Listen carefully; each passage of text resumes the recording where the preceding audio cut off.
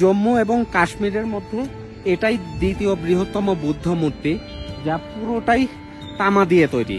খুবই দ্রুত এই কাজটা সারছে, দেখেন কত দ্রুত উল দিয়ে বুনে ফেলছে। 1991 সালে 14তম দালাই লামা এটা উদ্বোধন করেছিলেন। ভ্রমণ পিপাসুদের কাছে লাদাখ হলো এক স্বপ্ন।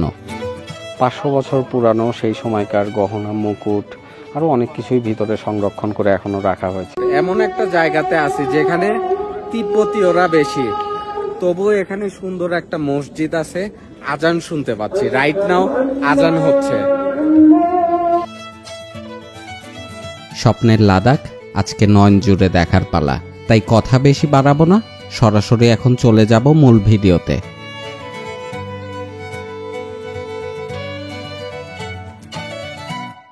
গত ভিডিওতে দেখেছেন আমরা 21 ঘন্টার রাফ অ্যান্ড টাফ জার্নি করে লাদাখ শহরে পৌঁছেছি।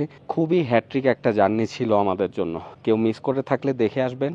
আর এখন কিন্তু আমি কোনো ট্যুরিস্ট প্লেসে নাই, এখন আছি আমাদের হোটেলের সামনের এনভায়রনমেন্টটাই এমন। ওখান থেকে পাহাড়ের ভিউ দেখা যাচ্ছে। গতকাল বৃষ্টি ভেজা রাতে আসলে হোটেলটা দেখাতে পেরেছিলাম না, বাট এইমাত্র এইখানে নজরটা পড়লো। এইখানে দেখলাম যে সুন্দর পাখির বাসা আছে। আমরা উঠেছি হোটেল এশিয়াতে। হোটেলের ইনফরমেশনটা আগের ভিডিওতে দিয়ে দিয়েছি। আর এই পাশ দিয়ে নিচে গেলে ডাইনিং রুম। এখন আমরা ব্রেকফাস্টও করব। আর আমাদের রুমটা একটু দেখাই। যদিও রুমের অবস্থা এখন খুবই অগোছালো, কারণ আমরা 3 জন এখানে আছি। 3 জনের ব্যাগ, জামা কাপড় সব কিছু এখানে। একজন রাতে এখানে ফ্লোরিং করেছিল, জামা কাপড় সব কিছু এলোমেলো। জানালা খুললে এই পাশ থেকে এরকম ভিউ, আর এই পাশ থেকে এরকম একটা ভিউ পাওয়া যাচ্ছে। হোটেল নিয়ে বেশি কথা বলবো না, যা যা রুমের মধ্যে প্রয়োজনীয় সব কিছু দিয়ে আছে। এতগুলো পানির বোতল কেন ভাই? ভাই আমাদেরকে বেশি ভালোবাসে তো, এজন্য একটু বেশি দিয়ে দিয়েছে। এতগুলো পানির বোতল দিয়ে। এখানে আসলে এই শহরে আসলে পানি একটু পরপর খাওয়াটা জরুরি, এর জন্য হোটেল থেকেও একটু বেশি করে পানি দিয়েছে। পানি খেলে কি হবে, অক্সিজেন লেভেলটা শরীরে বেশি থাকবে। আবার বেশি পানি খেলেও সমস্যা, একটু পরপর দেখা যাবে যে যখন গাড়িতে থাকবেন এই যে এটা চাপবে, সেই সময় প্রবলেমে পড়বেন। এখানকার হোটেলগুলোতে কিন্তু ফ্যান বা এসি কোনো কিছুই নাই, উপরে জাস্ট একদম ফাঁকা। এখানে এমনিতেই যে ঠান্ডা থাকে এগুলো কিচ্ছু লাগে না। এই যে গতকাল রাতে কাঁথা কম্বল মুড়ি দিয়ে সব ঘুমাইছি। মজার একটা ব্যাপার শেয়ার করি, গতকালকে আসার পরে ওরা পানিটা এইভাবে দিয়ে রাখে। আমি একটু কনফিউজ ছিলাম যে এটা মেবি সাজায় রাখছে ওরা ভিতরে গাছ দিয়ে, পানি নিতে অনেক কনফিউশনে ছিলাম। পরে আবার চিন্তা করলাম যে এটা ছাড়া তো অপশানও নাই, খেয়ে দেখি। আজকে সকালে যেটা জানতে পারলাম, ওরা এটার মধ্যে পুদিনা পাতা দিয়ে রাখে, পানি বিশুদ্ধ হয় এতে। এই হচ্ছে ব্যাপার, প্রত্যেকটা জগের মধ্যে এরকম পুদিনা পাতা দিয়ে রাখা। এটা তো ফার্স্টে দেখে খিচুড়ি ভাবছিলাম, বাট এটা অ্যাকচুয়ালি খিচুড়ি না, এটাকে ওরা বলে পোহা। আমরা যেটাকে মানে চিড়া বলি, অনেকটা চিড়ার মতোই, অনেক ধরনের মশলা দেয়া ভিতরে। নতুন একটা জিনিস মাত্র টেস্ট করলাম, দারুণ খেতে। হোটেলের সামনে এগুলো যে গাছ দেখতেছেন, দেখে মূলা গাছের মতো মনে হচ্ছে, বাট এগুলো অ্যাকচুয়ালি শালগম। দেখেন কত সুন্দর। আজকে মেইনলি লাদাখ সিটি ট্যুর করব। সিটির আশেপাশে ঘুরে দেখার মতো যা যা আছে সেগুলো দেখব এবং আপনাদেরকেও দেখাবো। 11টা বাজে আমাদেরকে টাইম দেওয়া হয়েছিল, গাড়ি একদম সময় মতো চলে এসেছে। এখান থেকে আমাদের সাথে আরও কয়েকজন অ্যাড হয়েছে, সো একটা গাড়িতে আজকে আর হবে না, আমরা মোট 20 জন হয়ে গেছি এখন। তো এই 2টা গাড়ি নিয়েই আজকে সিটি ট্যুর দিব আমরা। এই শহরে সবুজের ছোঁয়া তেমন একটা নেই বললেই চলে। যেমনটা দেখতে পাচ্ছেন, চারপাশে কেমন জানি একটা রুক্ষ পরিবেশ। ফার্স্টে আমরা যাব হচ্ছে শান্তিস্তূপা, শহর থেকে একদমই কাছে, মাত্র 5 কিলোমিটারের মতো ডিস্টেন্স। গাড়ি এই পর্যন্তই আসে, বাকিটা এখন হেঁটে উঠতে হবে। ওই যে পাহাড়ের চূড়ায় যেন মাথা বের করে দাঁড়িয়ে আছে শান্তিস্তূপা। এই পাশটা দেখতে পাচ্ছেন শান্তিস্তূপের গেট। 3550 মিটারের একটা জিপ লাইন আছে বরাবর, এইখান থেকে শুরু করে ওই পর্যন্ত। আর এখান থেকে সিটি ভিউটা একটু দেখেন, ওয়াও।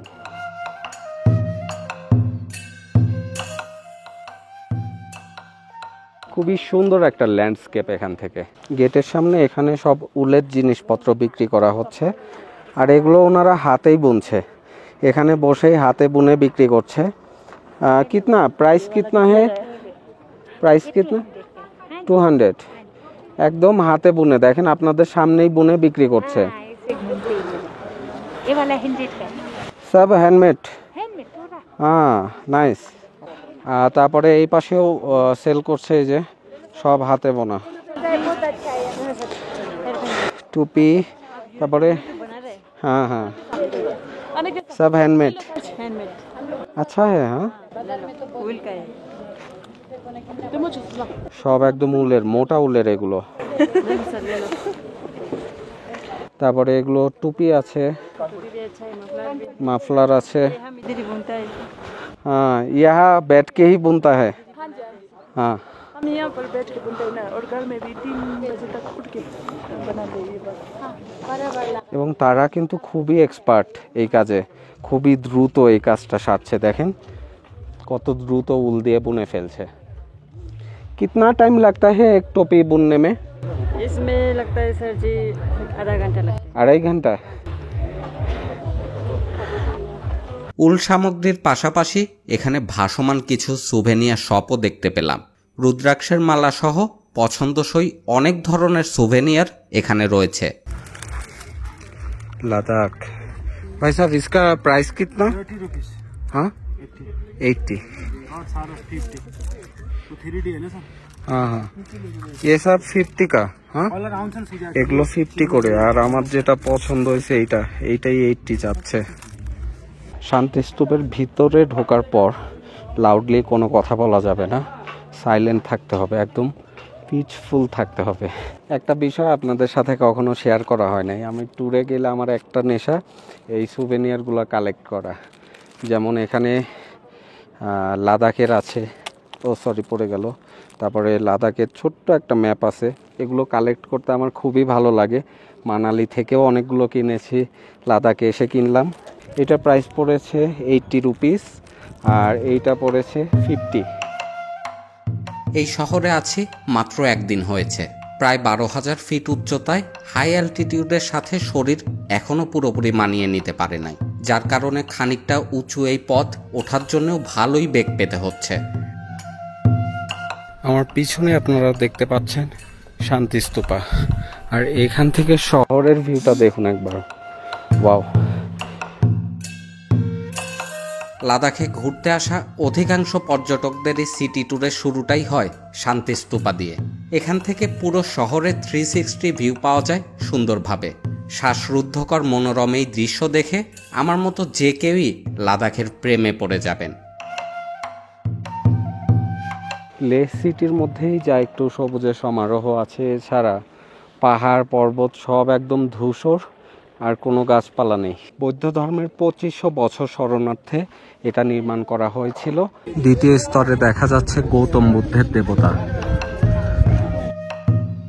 প্রথম স্তরে রয়েছে ধর্মচক্র, আর দ্বিতীয় স্তরে বুদ্ধের জন্ম, ধ্যানে মগ্ন অবস্থায় শয়তানদের পরাজিত করা, বুদ্ধের মৃত্যু এবং ধ্যানরত বুদ্ধের অনেক ছোট মূর্তি প্রাণবন্ত রঙে খোদাই করা রয়েছে।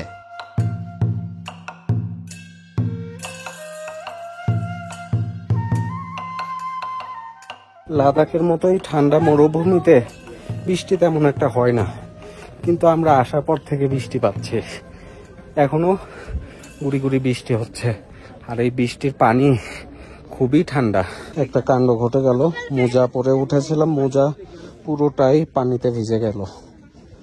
এই যে অনেক জায়গায় পানি আছে, বোঝা যায় না, ভুলে পা দিয়ে ফেলেছিলাম। শান্তিস্তূপা থেকে সূর্যাস্ত এবং সূর্যোদয় দুটোই বেশ ভালোভাবে উপভোগ করা যায়। কোনো এন্ট্রি ফি নাই, যেহেতু এটি একটি ধর্মীয় উপাসনালয়। আর 1991 সালে 14তম দালাই লামা এটা উদ্বোধন করেছিলেন। শান্তিস্তূপা দেখার জন্য আমাদেরকে সময় দেওয়া হয়েছিল 30 মিনিটস, যেটা এখন শেষ। এখন যাচ্ছি পরবর্তী সাইট সিন করার জন্য। রাস্তার পাশে দেখতে পাচ্ছেন পপলার এবং উইলো গাছ। এই গাছগুলো এখানকার ঠান্ডা আবহাওয়া এবং কঠিন পরিবেশের সাথে মানিয়ে নিতে পারে। লম্বা সোজাসুজি ভাবে দাঁড়িয়ে থাকা ওগুলোই পপলার গাছ। আমরা এখন যাচ্ছি লে প্যালেসে। শান্তি স্তূপা থেকে যেতে মোটামুটি 15 মিনিটের মতো সময় লাগবে। সেখানে 17 শতকের যে 9তলা ভবনটি ছিল, যেটা পুনরুদ্ধার করা হয়েছিল পরবর্তীতে, ওই ভবনটা আমরা দেখতে পারবো। এখানকার পাহাড়ি পথ এবং উচ্চতর এলাকা ভ্রমণকারীদের জন্য বেশ চ্যালেঞ্জিং। বেশিরভাগ রাস্তাই 1 লেনের এবং সংকীর্ণ। শীতকালে তুষারপাতের ফলে রাস্তাগুলো অনেক সময় বন্ধ হয়ে যায়। স্থানীয় জিপ, মোটর বাইক, অল্প সংখ্যক বাস, এই সবই এখানকার যাতায়াত যানবাহন। এখানকার ঘরবাড়ি মূলত পাথর, মাটি ও কাঠ দিয়ে তৈরি করা হয়। এদের স্থাপত্য বেশ সহজ, সাদামাঠা ও শক্তিশালী হয়, যাতে ঠান্ডা আবহাওয়ায় ঘর গরম থাকে। ঘরগুলোর ছাদ সমতল হয়, যা পানি ধরে রাখার কাজেও ব্যবহৃত হয়। বেশিরভাগ ঘরেই বৌদ্ধ মূর্তি ও চিত্র থাকে, যা এখানকার ধর্মীয় এবং সাংস্কৃতিক চর্চার অংশ। আর এই যে বাড়ির উপরে খড়, কুটা, লাকড়ি, এগুলো সব মজুত করে রাখা হয়।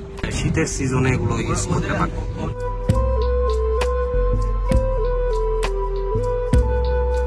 কথায় কথায় লে প্যালেসের কাছেই চলে এসেছি। ওই যে সামনেই রাজার মতো মাথা উঁচু করে দাঁড়িয়ে আছে লে প্রাসাদ। ये क्या है? बाल के लिए रवा देना। हाँ, बाल के लिए रवा। ओ बाल के हेयर बैंड। এখানকার উলের সামগ্রী বেশ জনপ্রিয়। এতে ব্যবহার করা হয় উচ্চমানের উল, যা গরম রাখার জন্য খুবই কার্যকর। উলের এই সামগ্রীগুলো উপহারের পণ্য হিসেবেও বেশ জনপ্রিয় এই এলাকায়। খুবই দক্ষ হাতে এখানকার মেয়েরা চোখের সামনেই বুনে ফেলে টুপি, মাফলার, শাল, হাত মোজা সহ আরো অনেক কিছু। আমার পিছনে 9তলা যে ভবনটি দেখতে পাচ্ছেন, এটাই হচ্ছে লে প্যালেস। 17 শতকের দিকে রাজা সেঙ্গে নামগাল এই ভবনটি নির্মাণ করেছিল এবং এটা পরিত্যক্ত হয়েছে 19 শতকের দিকে। ব্যাপারটা আমি জানতাম না, তবে এখানে ঢোকার জন্য 25 রুপি করে এন্ট্রি ফি আছে। এই কাউন্টার থেকে এন্ট্রি টিকিটটা নিতে হবে। 50 রুপি দিয়ে টিকিটটা নিয়ে নিলাম। 9তলাই প্রাসাদ পুরোটাই তিব্বতী বৌদ্ধ স্থাপত্য শৈলীতে নির্মিত, যার উপরের তলাগুলিতে রাজার পরিবারের সবাই থাকত, আর নিচের তলাগুলিতে স্টোরেজ এবং ঘোড়াশাল হিসেবে ব্যবহৃত হতো। 9তলাই ভবনটি সেই সময়ের সবচেয়ে উঁচু ভবনগুলোর মধ্যে একটি ছিল, আর পরবর্তীতে এই ভবনটি আবার পুনরুদ্ধার করা হয়। প্রাসাদের এই বারান্দায় দাঁড়ালেই দেখা যায় লাদাখ সিটির এমন ভিউ। রাজা সেই সময় নিজের রাজ্যকে এভাবেই দেখতেন নিজের প্রাসাদ থেকে। প্যালেসটি এখনো লাদাখিদের ঐতিহ্য সংস্কৃতিকে বহন করছে, যেটা বুঝতে পারলাম। মাটি, পাথর আর কাঠ দিয়ে বানানো এই প্রাসাদের নির্মাণ শৈলী নিঃসন্দেহে এখানে ঘুরতে আসা যে কাউকেই মুগ্ধ করবে। ভিতরে থাকা মিউজিয়ামটা ঘুরে ঘুরে অনেক কিছুই দেখলাম, তবে সেসব আপনাদের আর দেখাতে পারলাম না। ভিতরে আসলে ক্যামেরা অ্যালাউ করে না, তবে ভিতরে গেলে এই প্যালেসটা সম্পর্কে আরও ভালোভাবে জানতে পারবেন।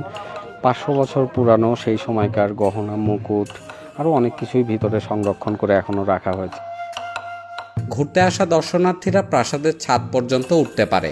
সেখান থেকে উপভোগ করা যায় পুরো শহরের মনোরম দৃশ্য। লাদাখের আকাশে আজকে শুধু মেঘ আর মেঘ, কিন্তু নীল যে আকাশ, যে সৌন্দর্য, ওইটা দেখতে পাচ্ছি না। সবকিছু মেঘে ঢাকা, বৃষ্টি হচ্ছে, তবে এই পাশটায় খানিকটা নীল হয়েছে। জানি না কেমন ভিউ পাবো আরো সামনে, কারণ এখানকার ওয়েদার মুহূর্তেই চেঞ্জ হয়। ওইটার উপরে একটা মনাস্ট্রি, যেমনটা বলেছিলাম, এখানকার ওয়েদার মুহূর্তের মধ্যে চেঞ্জ হয়। দেখেন এখন রোদ উঠে গেছে, এখন মানে আবার গরম লাগা শুরু করছে। সবাই সানস্ক্রিনটা সাথে করে নিয়ে আসবেন। সামনে দেখতে পাচ্ছেন লাদাখের লে শহরের গেট।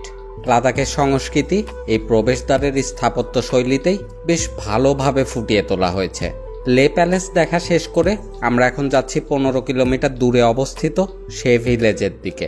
সেখানে দেখতে পারবো শে প্যালেস। যাওয়ার পথে ড্রাইভার ভাইয়ের কাছ থেকে এখানকার কালচার সম্পর্কে অনেক কিছুই জানতে পারলাম। এখানকার সংস্কৃতি এবং জীবনধারা তিব্বতী বৌদ্ধ ধর্মের প্রবাহিত, তাই জায়গায় জায়গায় বৌদ্ধদের মঠ, মন্দির এসব চোখে পড়বে। ঘরবাড়ির দিকে তাকালে মনে হচ্ছে আমি যেন তিব্বতেই আছি, তাই এটাকে ক্ষুদ্র তিব্বতও বলা হয়। এই পাশে আপনারা দেখতে পাচ্ছেন সাবু ভিলেজ। সে প্যালেসে যাওয়ার পথেই রয়েছে সিন্ধু ঘাট। হাতে সময় থাকলে এখানে নেমেও আপনারা চাইলে কিছু সময় কাটিয়ে নিতে পারেন। আমরা এখন চলে আসছি সিন্ধু ঘাটে, আর এখানকার লোকালদের হাতে বানানো জিনিসপত্র এখানে পাবেন। পাকিস্তান से आता है ये रिवर? नहीं, पाकिस्तान से कहाँ आता है? यहाँ से पाकिस्तान में जा रहा है। ओ पाकिस्तान जा रहा है? पाकिस्तान अभी जा रहा है, हाँ हाँ। वो चेन्नई में जा रहा है। সামনেই দেখতে পাচ্ছেন সিন্ধু নদী। তবে এই নদী এখানে যতটা ছোট দেখছেন, আদতে এটি কিন্তু এতটা ছোট নদী নয়। মূলত লাদাখের লে শহরে সিন্ধু নদী শুরু হয়ে পাকিস্তানের মধ্য দিয়ে প্রবাহিত হয়ে মিলিত হয়েছে আরব সাগরে। প্রতি বছর জুন মাসে এখানে সিন্ধু উৎসব অনুষ্ঠিত হয়, যা এখানে ঘুরতে আসা পর্যটকদের আকর্ষণ করে। এই উৎসবের মাধ্যমে সিন্ধু নদীর ঐতিহ্য ও সংস্কৃতির প্রতি শ্রদ্ধা প্রদর্শন করা হয়।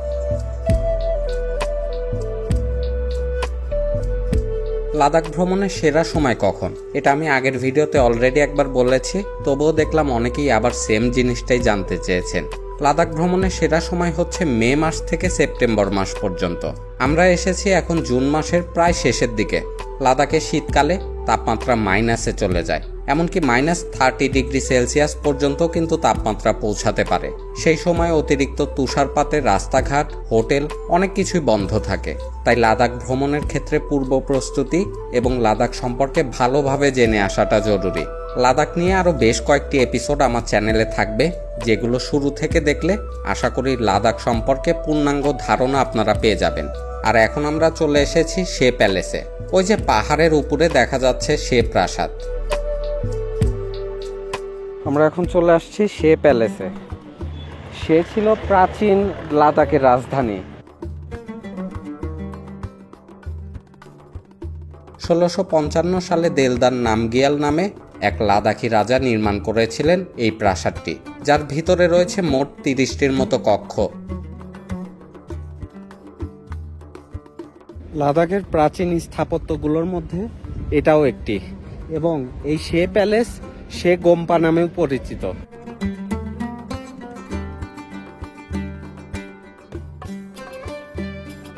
তিনতলায় প্রাসাদটির অবস্থান পাহাড়ের উপরে হওয়ায় এখান থেকেও চারপাশের ল্যান্ডস্কেপ সুন্দরভাবে উপভোগ করা যায়।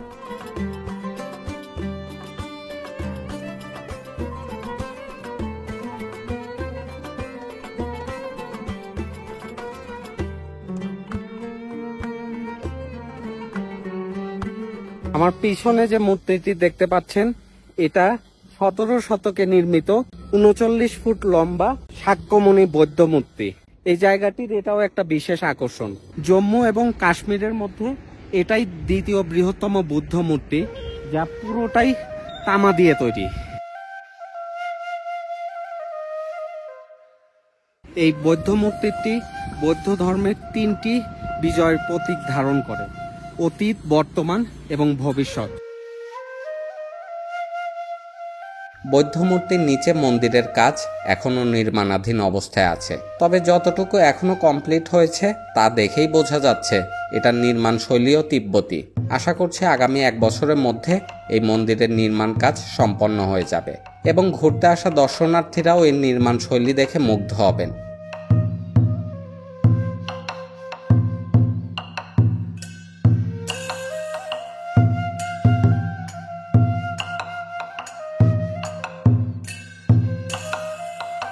সে প্যালেসের সামনে এই যে একটা পাহাড় দেখতে পাচ্ছেন, পাহাড়ের পাশ দিয়েই সিঁড়ি করা আছে। এই সিঁড়ি দিয়ে ট্রেকিং করে অনেকে ওই পাহাড়ের চূড়ায় গিয়ে এই সামনের ভিউটা উপভোগ করে।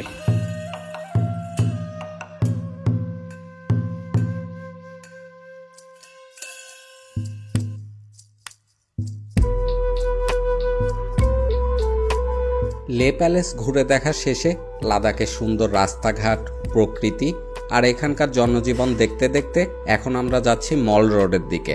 এর মাঝে আরও একটি জায়গা দেখেছি, তবে সেটা নিয়ে আলাদা করে ভিডিও দেয়া থাকবে আমার চ্যানেলে।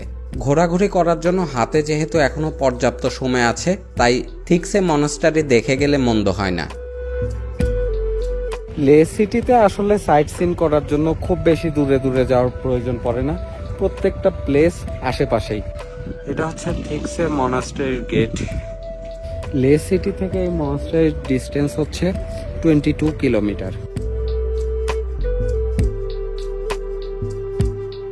লাদাখে আসার পরে এখন পর্যন্ত অনেকগুলো মঠ দেখা হয়েছে, তবে এই মঠটি সবচেয়ে বড়। পাহাড়ের উপরে 12,000 ফুট উচ্চতায় এর অবস্থান। এটি নির্মাণ করা হয়েছিল 1500 শতাব্দীতে। এগুলোকে ঘুরানো বৌদ্ধরা মানে শান্তি বা এই ধরনের কিছু আসবে, শান্তি বর্ষণ এই ধরনের কিছু মনে করে। আমি আসলে সঠিকভাবে এক্সপ্লেইনও করতে পারছি না, কারণ আইডিয়া কম, তবে এই ধরনেরই কিছু একটা হবে। এই যে সবাই ঘোরাতে ঘোরাতে চলে যাচ্ছে।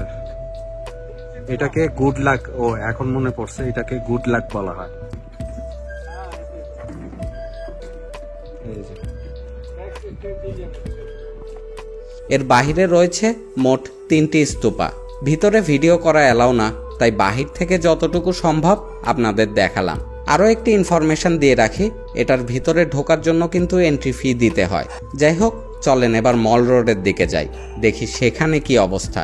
আসলে ভারতের যে কোনো স্টেটে আসলে আমার মল রোডগুলো ঘুরে দেখতে ভীষণ ভালো লাগে। মল রোডের শুরুটা এখান থেকেই, আর এখানে লেখা দেখতে পারবেন আই লাভ লে।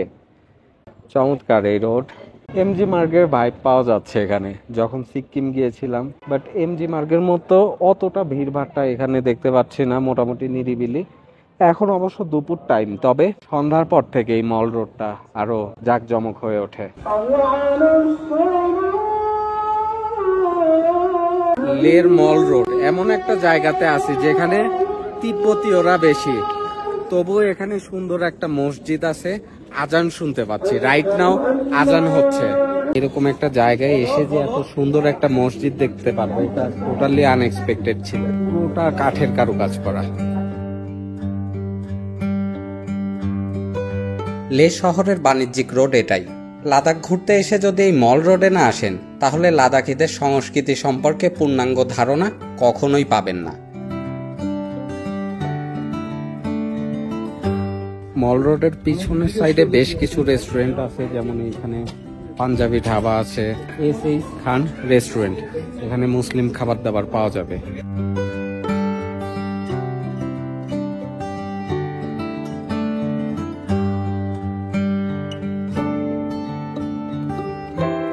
সন্ধ্যা হতে না হতেই মল রোডে ভিড় জমতে শুরু করেছে।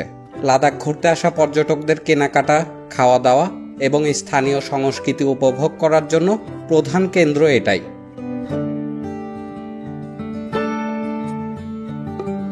মল রোডে প্রচুর দোকান, ক্যাফে এবং রেস্তোরাঁ রয়েছে, যেখানে স্থানীয় হস্তশিল্প, পোশাক, সবজি বাজার, বিভিন্ন রকমের ট্রেডিশনাল ফুড থেকে শুরু করে কি নেই এখানে। এখানকার মাটন ফ্রাইড রাইসটা ট্রাই করছি, অসাধারণ। দেখুন উপরে ধনিয়া পাতা দেয়াতে না অন্যরকম একটা ফ্লেভার চলে আসছে। আর মোল্লা ভাই ট্রাই করছে চিকেন ফ্রাইড রাইস। ভাই স্বাদ কেমন? আলহামদুলিল্লাহ সেম, মানে এটাও ওইরকম ধনিয়া পাতা দেওয়ার কারণে একটা অন্যরকম ফ্লেভার আসছে।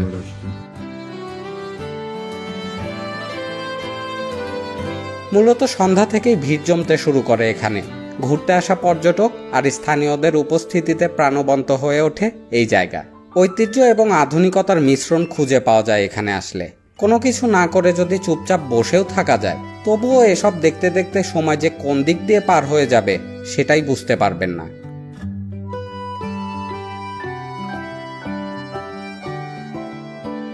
মল রোডের ভিড়ের মাঝেই শেষ করছে এই ভিডিওটি।